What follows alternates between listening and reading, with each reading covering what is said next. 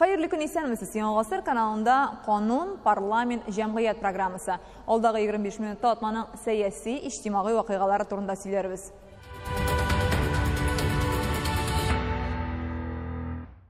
Бу көннәрдә Россия Дәүләт Думасына депутатларны сайлыйбыз. Бүген тавыш бирүнең икенче көне. Татарстанда 2810 сайлау участогы эшли. Алар барысы да видео күзәтү камералары белән җиһазландырылган. Сайлау участоклары ачылганнан алып ябылганга кадәр коронавируска каршы эшкәртелеп торачак. Участокларда санитар таләпләр үтәлергә тиеш.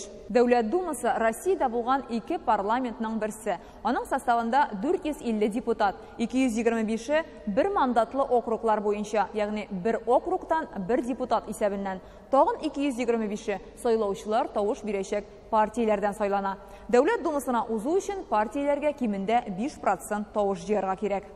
Дәүләт Думасы конституцион һәм федераль кануннар кабул итә. Хөкүмәт эшен контрольдә тота, аның рәисен һәм урынбасарларын, министрларны билгели. Түбән палата шулай ук Үзәк банк җитәкчесен, Хисап палатасы рәисе урынбасарын, кеше хокуклары буенча вәкаләтле вәкилне раслый, амнистия игълан итә ала. 2016 елда Дәүләт Думасына 4 партия узды. Ул вакытта Татарстаннан 15 депутат сайланды. 6-сы бер мандатлы округлардан, 9-ы партия исемлеге буенча. Быелгы сайлауда бер мандатка 17 кеше дәгъва итә. Быелгы тавыш бирү нәтиҗәсендә Дәүләт Думасының 8-нче чакырылыш депутатлар составы ачыклана. Алар 2026 елга кадәр, ягъни 5 ел эшләячәк. Дәүләт Думасына депутатларны сайлау беренче тапкыр 3 көн бара. Һәр сайлаучы үз участогында 2 бюллетень ала. Берсендә теркәлү урыны буенча бер мандатлы округтан кандидатлар исемлеге, икенче бюллетеньдә үзәк сайлау комиссиясе теркәгән 14 партия исемлеге булачак.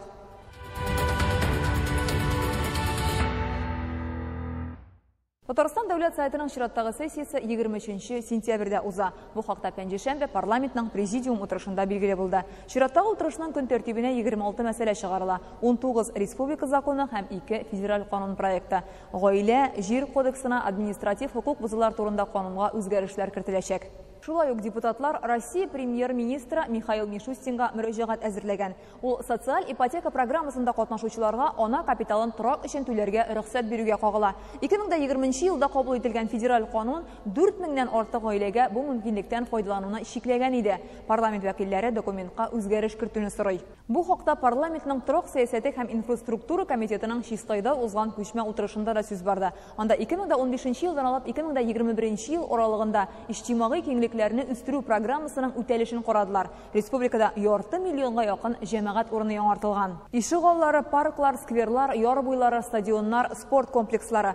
Халыкның актив ялы өчен шартлар зур калаларда гына түгел, кечкенә шәһәрләрдә һәм авылларда да булдырыла. Чистай моның ачык дәлиле. Комитет утырышында күтәрелгән мәсьәләләр турында алга таба.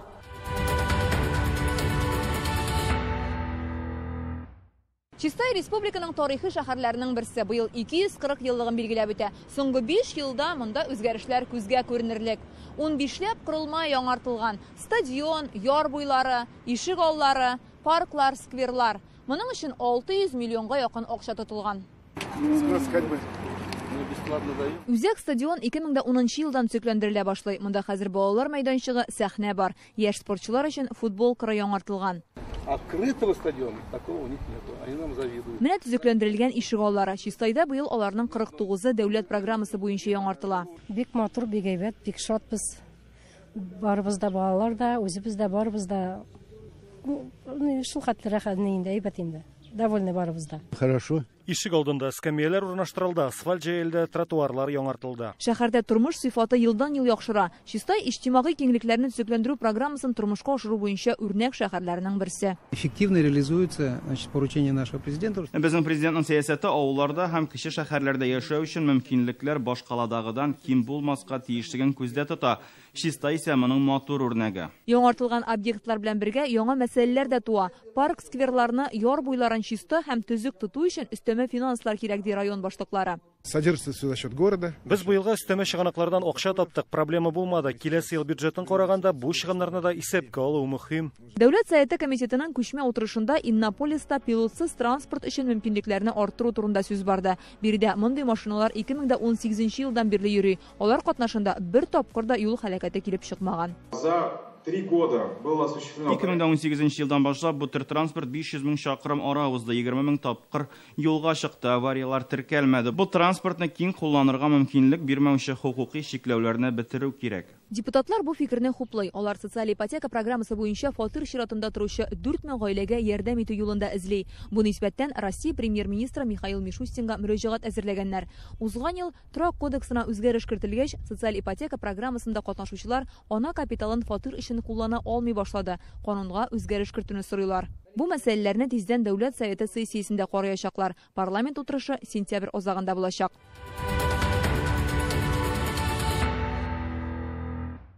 Бу атнада Дәүләт Советы комитетлары киләсе сессиягә чыгарылачак мәсьәләләрне үз утырышларында карады. Бу хакта безнең махсус сәхифә Парламент көндәлеге.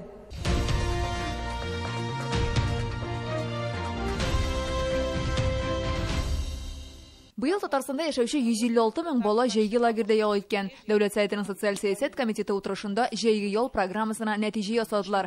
Быел балалар һәм яшүсмерләр җәйне 859 мәктәп, 613 хезмәт, 42 палаткада ял итү лагерьләрендә үткәргән. Моннан тыш балаларны 12 шифаханәгә, Кара диңгез буендагы 7 лагерьгә җибәрәләр. Быел Ростуризм аша ата-аналарга юллама бәясенең яртысын акчалата кайтару программасы да эшләде. 30 000 родителей получили кэшбэк. Юллама бәясенең яртысын 30 000 ата-ана кире кайтарды. Җәйге 21 көнлек сменага балалар 3-4 000 сум торган юллама алып киткән очраклар да бар.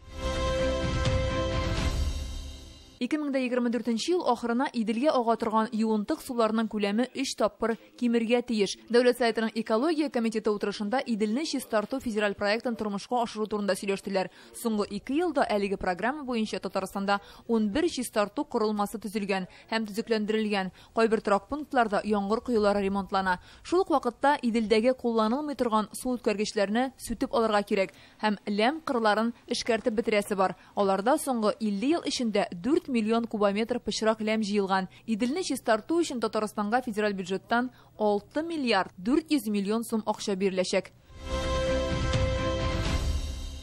Дәүләт Советының Мәгариф, мәдәният, фән һәм милли мәсьәләләр комитеты утырышында тарихи һәм мәдәни мирас һәйкәлләрен саклау турында сөйләштеләр. Татарстанда 13 тарихи җирлек бар. Шуларның икесе Алабуга белән Чистайдагысы федераль әһәмияткә ия. Тарихи җирлекләрдә республикадагы барлык һәйкәлләрнең яртысыннан күбрәге урнашкан. Иван Гущин билгеләп үткәнчә, бүген яңа объектларны ачыклау һәм саклау буенча эш бара. Әйтик, Чистайда төзекләндерү эшләре вакытында 18 гасырда салынган таш юл табылган. Алексеевский районының Биләр авылында тарихи һәйкәлләрен төзекләндерү буенча зур эш башкарыласы бар. Без булган законнарны тикшереп чыгуны сорадык. Бу эшне башкарып чыгар өчен Дәүләт Советы комитеты нигезендә эшче төркем булдырырга тәкъдим иттем. Тагын бер мәсьәлә район хакимиятләре белән тыгыз хезмәттәшлек итү. Без шәһәр төзелеше кагыйдәләрен камилләштерү буенча эшне дәвам итәчәкбез. Комитет утырышында бушлай белем алу хукукы турындагы закон проектында карадылар. Моңарчы 1нче сыйныфка баручы абыйсы яки апасы укыган мәктәпкә керүдә өстенлеккә ия иде. Аларны уку йортына 1нче чиратта алдылар. Хәзер исә мәктәпкә керүчеләрнең барысы да бер тигез хукукка ия булачак. Комитетның йомгаклау утырышында депутат Илшат Әминов мәгариф учреждениеләрен татар телендәге дәреслекләр белән тәэмин итү мәсьәләсен дә карарга тәкъдим итте. Этот вопрос поднимался на заседании Совета по национальным вопросам, вы знаете, в курсе. Надо посмотреть, что у них там, потому что им нужна поддержка.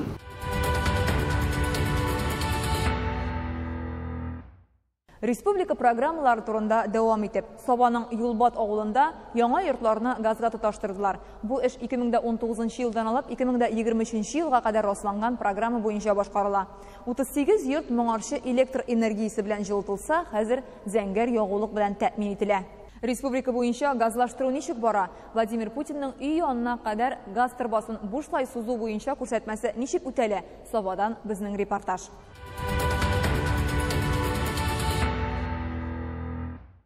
Юлбат авылының мәктәп урамы бу. Менә үзегез күреп торасыз, монда берсеннән-берсе өр яңа йортлар төзелеп киткән. Алар барысы да яшьләрне авылда калдыру максатыннан республика программалары буенча төзелә. Һәрбер йортта бәйрәм. Казып җибәрәбез инде, Аллага тапшырып. Гатаулиннар бу көнне 1 елдан артык көткән. Яңа салып кергән йортларына хәзер газ килде. Менә бит ул ничек яна. Безнең өчен бик зур сөенеч. Аллага шөкер, Худайга мең шөкер. Исән сау. торырга, исән-сау, рәхәтлектә, тынычлыкта шушы өйләребездә торырга Ходай насыйп итсә иде. Моңарчы өйләрен электр белән җылытканнар кышын ай саен 10 меңнән артык түләдек кыйммәт иде диләр. Газ белән күпкә очсыз да җылырак та булыр дип өметләнәләр. Менә безнең яңа газ пишеинде бүген зур вакыйга, хәзер шуны каузып җибәрәбез инде. Узган кышын ничек чыктыгыз? Салкын инде, җылытып тора алмады инде. Салкынчарак булды. Йорт хуҗалары икесе дә юлбат хуҗалыгында эшли. Йортларын авыл хуҗалыгын үстерү программасы буенча субсидия алып төзиләр. Яшьләр авылда калгач бәгә рәхәт, безгә дәген авылда яши, авылда үсә. Газ трубаларын Юлбат авылының яңа урамына республика программасы нигезендә сузалар. Аның озынлыгы 1 чакрым 700 метр. Ул 38 йортны газга тоташтыру мөмкинлеге биргән. Менә бу урамда безнең яңа йортлар төзелде. Алар ут шелтәреннән безнең мәҗбүри иде җылыту, нарын кыйбатлыгын беләсез. Менә республикага карап тора инде безнең федерациядә шундый игълан ителде. Тәэмин итәргә газлаштыру белән йортка хәтле. Газпром Трансгаз оешмасы Татарстан авылларын газ белән тәэмин итү өчен 2019 елдан башлап махсус кабул ителгән президент программасы буенча башкара. Бу программа 2023 елга кадәр расланган. На селе люди оставались. Авылларда яшәүчеләрне газ белән тәэмин итү буенча Владимир Путин күрсәтмәсе булганчы ук безнең республикада бу юнәлештә эш башланды.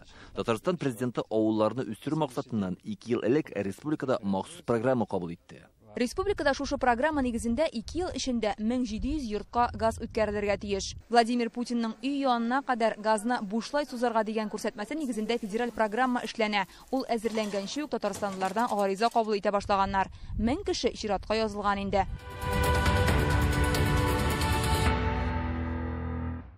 Юллар темасы белән дәвам итәбез.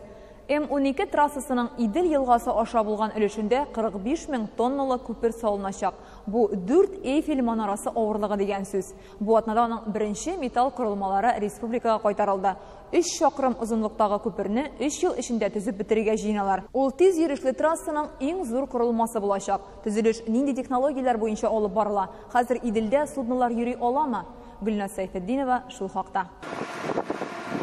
Күпер өчен беренче металл корылма блогы ул курганнан кайтарыла. Юлга гына 2 тәүлек вакыт киткән. 26 тонналы җайланма бу. Күпернең гомуми авырлыгы 44 мең ярым тонна булачак. Масса моста данного это 4,5 Эйфелевой башни. Чагыштырып карасак, күпер 4 Эйфель манарасы авырлыгында. Бүген без беренче балканы монтажладык.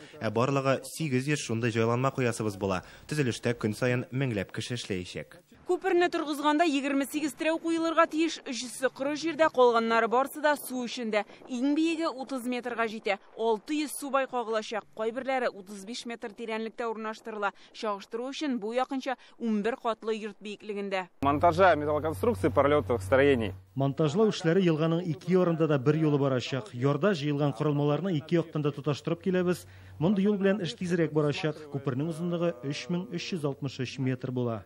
Төзелеш барган вакытта Иделдә суднолар иркен йөри ала. Алар өчен төп һәм ярдәмче юллар бар. Яңа күпер үзе 25 метр киңлектә булачак. Машиналарга 2 юнәлештә дә 2 полосалы юл ясала. Идел аша күпер М12 трассасының иң күләмле корылмасы була. Тиз йөрешле юл Мәскәү, Казан һәм Екатеринбургны тоташтырачак. Ул 2024 елга төзелеп бетәргә тиеш.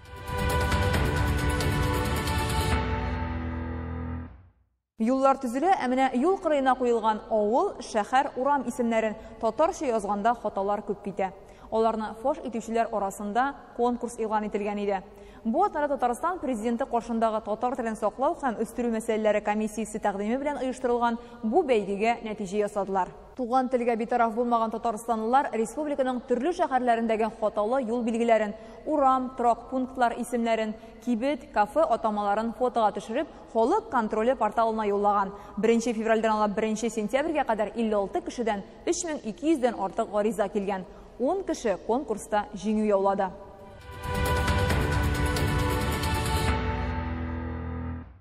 Элек язылган хөр дип, хөр көнне дип. Фотога төшердем дә народ контролена җибәрдем. Шуннан соң бер ай үткәч бу хата төзәтелә. Ирек Хәйруллин Казанда да, Чаллыда да, Әлмәттә дә барысы 240-ка якын хата таба һәм 180-гә якынын төзәттерә алган. Хаталарны мин үзем эзләп йөрмим инде, менә просто игътибар итәм. Өзі келіп шыға, рөлден жүргенде қарап кеттен де енді жол көрсеткіштерін қарайсың шот светофорда тұрғанда, өтіп барғанда бинаның адрес өлмә тақтасын қарайсың да енді. Күрнекле татар шәхесләре исемнәрен йөрткән урам атамаларында хаталар айрыуча күп ди Алабугадан Гөлназ Титова. Язучы Шихабетдин Маржани урамы бит инде ул рус телендә дә Маржани, ул татар телендә дә Маржани. Тази Гыйззат, Тази Гыйззат бит русча, татарча Таҗи Гыйззат. Ул дагы нишләптер гел рус телендә генә бара бөтен җирдә. Берничә кибеттә очрады тәнәфессез, ялсыз дигәнне, сыз тәнәфес, сыз ял. Дүшәмбе дигәндә инде у хәрефе язылганында, менә шул хәрефен белән бик еш кына бутаганнар, менә шуларга ул үзе дә бик еш игътибар итә иде. Хаталарның нинди генә тапмаганлар, укытучылар, укучылар, студентлар, төрле һөнәр ияләре 7 ай эчендә 3300 ләп хатаны халык контроле порталына юллый. Татар теленә битараф булмаган 56 кеше арасыннан иң күп хата табып җибәргән 10-сын Дәүләт Советында бүләкләделәр. Бу бәйге Татарстан президенты каршындагы татар телен саклау һәм үстерү комиссиясе тәкъдиме белән оештырыла һәм хаталар проблемасына игътибарны арттырырга ярдәм итә.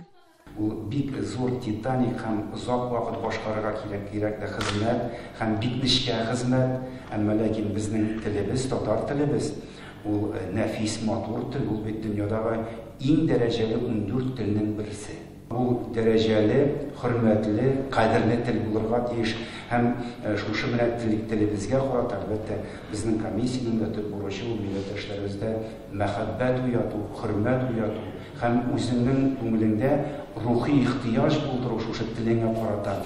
Үз телеңне камил белүне, үзенең рухи дәрәҗәң дип кабул итү фикере уят, күңелдә уяту. Менә шушы максатта без бик күп эшләр эшлибез. Әйтергә кирәк, республикабызның президенты тарафыннан безнең һәр менә башлангычка, һәр мөрәҗәгатькә без әле уңай нәтиҗә алып киләбез һәм мөмкин булган чараларны нәтиҗәле үткәрү өчен безгә бик зур ярдәм итә. Шуңа күрә киләчәктә дә менә бу эшне бергәләп дәвам итәргә кирәк булачак. Хаталарны фаш итү генә аз, киләчәктә элмә такталарның дөрес язылуын тәэмин итәргә кирәк ди галимнәр. Ни өчен шушындый мәсьәлә килеп чыга дигән сорау була. Ни өчен районнарда, шәһәрләрдә шушы кадәр хаталы язулар килеп чыга? Сәбәбе нәрсәдә? Димәк, системада, димәк, механизмда ниндидер җитешеп бетмәгән, эшләнеп бетмәгән эшләребез бар. Хокукый яктан Конкурста катнашучылар проблеманы хәл итүнең үз алымнарын тәкъдим итте. Язганда хата китмәсен өчен республикадагы авыл һәм шәһәр атамаларының 2 телдә дә бердәм реестрын булдырырга кирәк диләр. Илмәт такталардагы язуларның дөрестлеген тикшереп, аларны бастырырга рөхсәт бирә торган махсус комиссия булдыру мөһимлеген дә ассызыкладылар.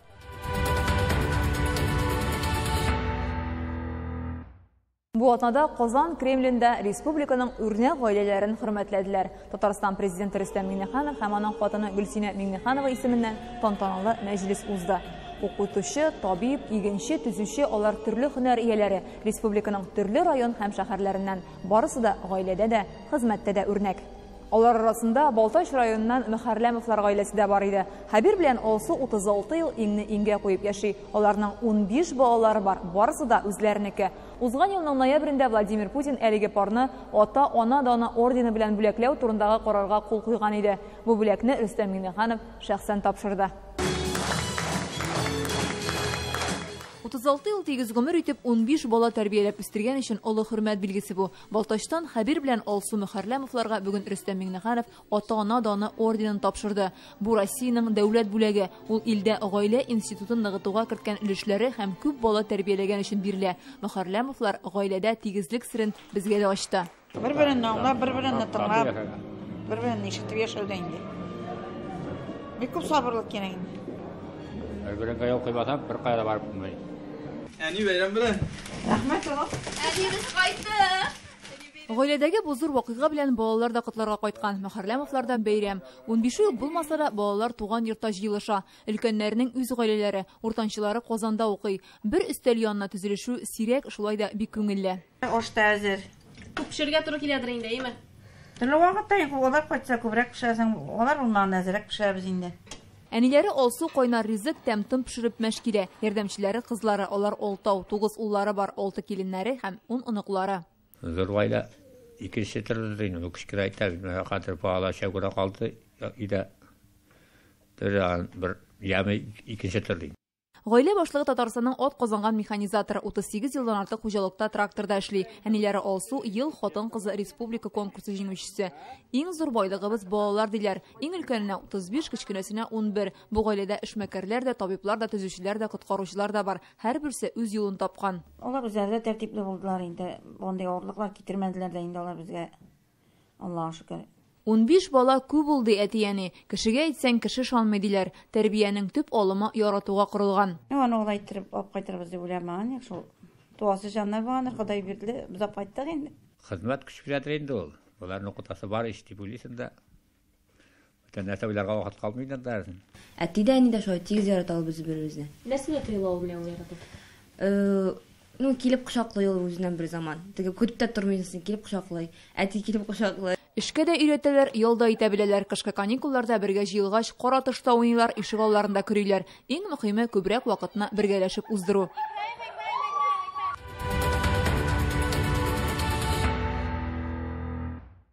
Уртак проектлар булдыру, сөйләм телен камилләштерү, яңа дуслар табу. Шундый максатлар белән янып йөргән егет-кызлар Казанга җыелды. Татар яшьләре форумы узды. Ул 31-нче тапкыр оештырыла. 200-гә якын катнашучының һәр кайсы Казанга үз максаты белән килгән. Алар белән Динә Хисаметдинова танышып кайтты. Форумга килгән 180 делегат 5 көнгә менә монда Идел яшьләр үзәгенә урнашачак. Россиянең 30 төбәгеннән килгәннәр. Араларында Ханты-Мансийск, Ямалы-Ненецк, Алтай, Калининград, Ростов, Пенза өлкәләре бар. Программада дистәләгән мәдәни чара, лекциялар һәм осталык дәресләре. Бүген катнашучылар татар тарихына багышланган беренче лекцияны тыңлады. Аны тарих фәннәре докторы Фаяз Хуҗин укый. Сүз тарих белән киләчәкнең бәйлелеге турында бара. Пермь өлкәсе Тортүз авылыннан Алмас Назин форумда беренче тапкыр. Төп максатым сөйләм телен камилләштерү ди. Пермь өлкәсендә әйтмәгәрәк була инде үзебезнең диалект. Монда мин кешеләр белән аралашам. Кайбер кешеләр белән аңламый да китәбез. Кайберләр белән әйбәт аңлыйбыз. Казан татарлары белән бераз кыенрак дип әйткәндәй. Үзләренең диалектларын һәм мин язылырмы лекция татар теленә. Ростов өлкәсендә гомер итүче Елена Бинеева туган телдә аралашмаса да, аны өйрәнә башлаган инде. Здесь я с ребятами в обычной бытовой обстановке могу пожелать приятного аппетита, могу поздороваться, сәлемсез. Бик зур рәхмәт сказать. Мин туган телдә аралашырга өйрәнергә килдем. Әлбәттә, әдәби телне 5 көн эчендә генә өйрәнеп булмый, ләкин иң мөһиме башлап җибәрү. Марсель Миңнебаев Калининградтан форумда яңа иптәшләр тапкан, тәкъдиме дә бар. Татар яшьләре форумын төрле төбәкләргә алып чыгарга кирәк ди. Вынести опыт, тәҗрибә тупларга килдем. Үзебезнең төбәктә дә мондый төр чараларны булдырырга телим. Татар мәдәниятын үстерү төп максатыбыз. Мәскәүдә мәсәлән хәрәкәт премиясын оештырганнар. Быел 50-гә якын гариза кабул иттек ди Рөстәм Шакиров. Шул исәптән Татарстаннан да. Лучший татарский блогер инде, культура, тарих өчен, спорт өчен. Татар яшьләрен берләштерүче бу чара 30 ел уздырыла. 90-нчы елларда катнашырга килүчеләр хәзер үзләре остаз.